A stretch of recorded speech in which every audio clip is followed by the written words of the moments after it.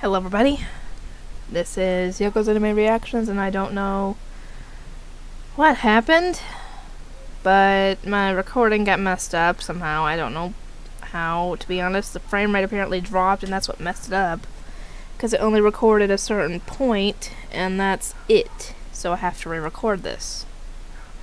So, this is going to be my review for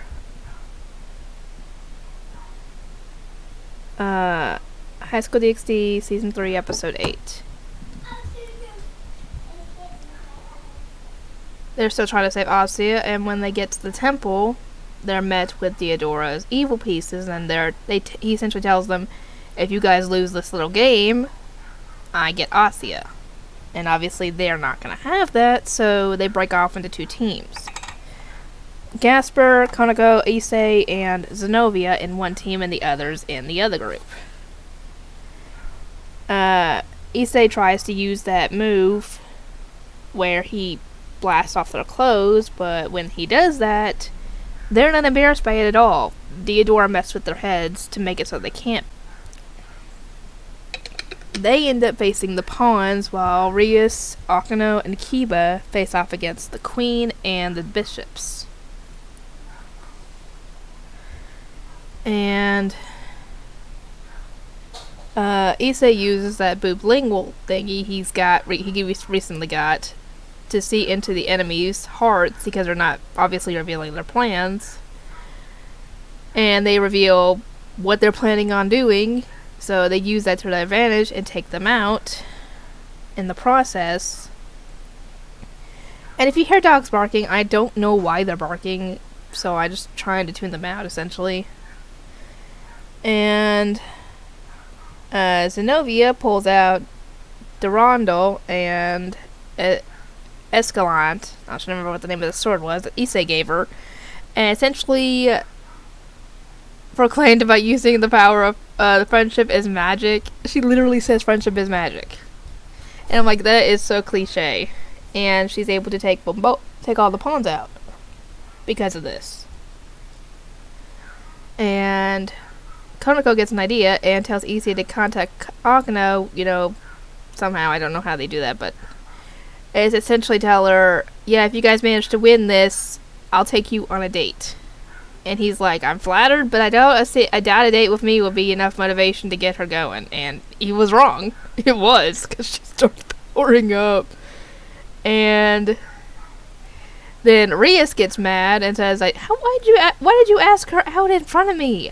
And then they start bickering back and forth about this, and they end up taking out the queen and the bishops in one hit, essentially, because of this. And Kiba was impressed. Anyway, they end up going to take out the knights, which are the ones that are left, to defend Theodora, and instead they are met with Freed. I don't remember exactly how he got the monster form, but he turns into like a devil-type creature.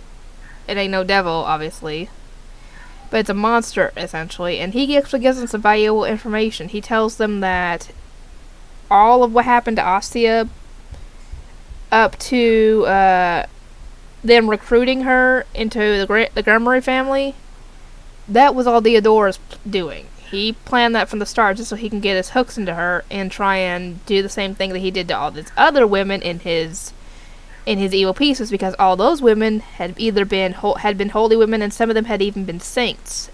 So he essentially gets a kick out of taking down beautiful holy women, and getting them down and dirty as a devil. He gets a kick out of that, and that's what he was planning on doing to Asya.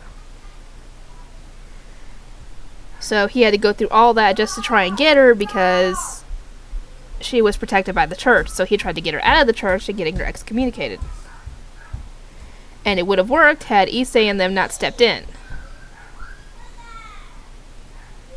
Anyway, yeah, obviously Issei is really ticked off at this point, but Kiba stops him from taking out his wrath on him and takes out Freed instead. Very easily, I might add.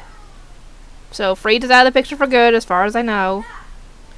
And they go and find Theodora, who's got Asya chained up in some kind of contraption, and Issei is really ticked off as Theodora admits himself that he did all this on purpose just to try and get Asya.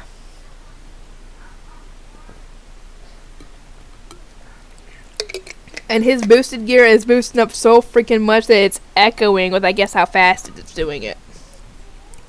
And Issei goes full balance breaker and proceeds to beat the crap out of Theodora.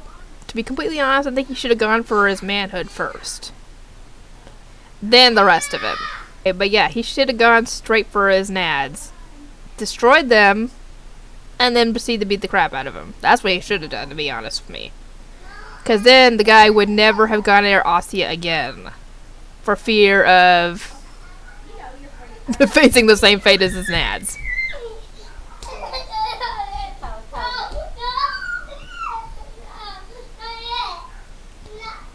Wyatt, would you please stop with the whining? Now I can get some stuff done. Anyway, like I said, that's what he should have done.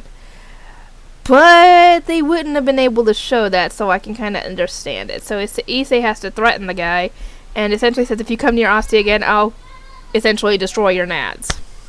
That's what he should have done from the start.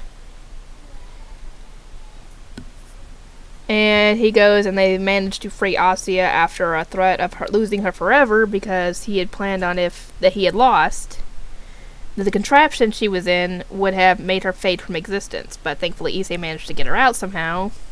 Can somebody explain how, please? And everybody is happy that Asya's back and that she's okay. And she goes to send up, one final prayer to Michael, because she's happy that everybody's okay and that she's, safe. What I thought happened at the end of this episode was that Michael heard her prayer, and, when people are in the underworld and they pray, you would think that what happened to her would just, was just her teleporting out of the underworld into a safe location. That's what I thought happened. That's why I didn't freak out when I saw it, because that's what I thought happened. Oh no, next episode proves me very, very, very wrong. Yeah. Anyway, if I missed anything important, please let me know. If you have anything you want to comment on in the comment section, feel free to. If you haven't already subscribed, feel free to subscribe, because I hope that doing this show has earned me your subscription. And if not, let me know what show would, and I'll try and work more on it. But I am planning on picking up ReZero once I finish Fury, because I've got the 4 subbed episodes that I'm gonna do, because I'm not waiting any longer on the dub. And I've already downloaded all the episodes for season 4. Just so you guys know. And if I can get a chance to record anything, I will finish Fury, do 2 episodes of ReZero, and then start on High School DxD Season 4. Anyway, I hope you guys enjoyed it, and I will see you all next time.